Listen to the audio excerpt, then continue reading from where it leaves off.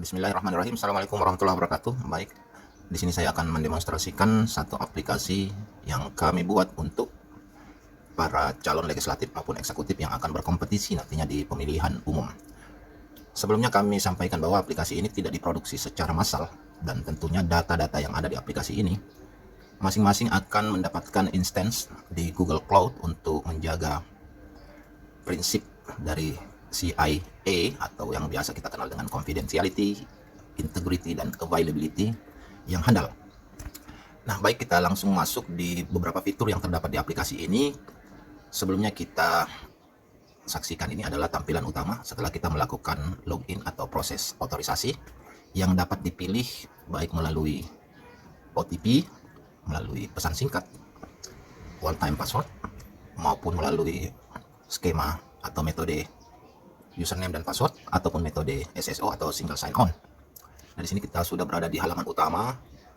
Mulai dari atas ini ada tampilan dari profil pengguna dari aplikasi ini. Ada nama, kemudian ada informasi tentang asal muasal dari perekrutan pengguna ini yang juga otomatis merupakan sebagai relawan atau simpatisan. Nah, di sini ada yang disebut sebagai ethos. Jadi ethos ini adalah satu kumpulan nilai dari setiap aktivitas yang dilakukan oleh relawan atau simpatisan. Nah, kemudian ada tempat untuk menaruh banner, kemudian ada beberapa menu yang akan kita bahas sebentar. Dan ada ringkasan-ringkasan dari konten yang ada di aplikasi ini. Di sini ada agenda konsolidasi, merupakan pemberitahuan jadwal dari setiap aktivitas dari calon. Kemudian ada kiprah calon, ada kegiatan-kegiatan atau galeri dari kegiatan-kegiatan yang sudah dilakukan oleh calon. Kemudian di sini ada simpatisan terbaru. Ini adalah simpatisan yang baru saja mendaftar. Kemudian ada aktivitas relawan terbaru. Ini aktivitas yang dihelat atau dilakukan oleh para relawan secara mandiri. Nah, kita tadi sudah membahas di sini ada namanya ethos. Nah, bagaimana memperoleh ethos itu? Ethos itu diperoleh melalui beberapa kegiatan. Di sini ada 4 kegiatan yang sudah kita cantumkan melalui menu masing-masing. Di sini ada yang disebut sebagai daulat simpatisan, kemudian ada aktivitas, lihat aktivitas, ada tebar sosmed, dan terakhir ada kawal pemilihan. Nah, kita masuk ke masing-masing menu ini. Yang pertama adalah daulat simpatisan. Nah, daulat simpatisan ini merupakan gerakan untuk mendaulat masyarakat dalam membangun jejaring suara dengan menjadi simpatisan serta menentukan dukungan sejak dini pada pemilihan umum. Jadi setiap pengguna dari aplikasi ini dapat mendaulat atau merekrut simpatisan baru, di mana ketika perekrutan terjadi dan sudah terdaftar, maka si pengguna dapat mendapatkan apa yang kita sebut tadi sebagai ethos. Nah, kemudian ada di sini giat aktivitas. Jadi simpatisan atau relawan juga dapat melakukan aktivitas-aktivitas secara mandiri, baik secara individu maupun secara kelompok, melalui kegiatan yang bersifat atau berskala kecil sampai pada skala yang besar dengan melibatkan massa misalnya. Setiap aktivitas juga akan mendapatkan ethos.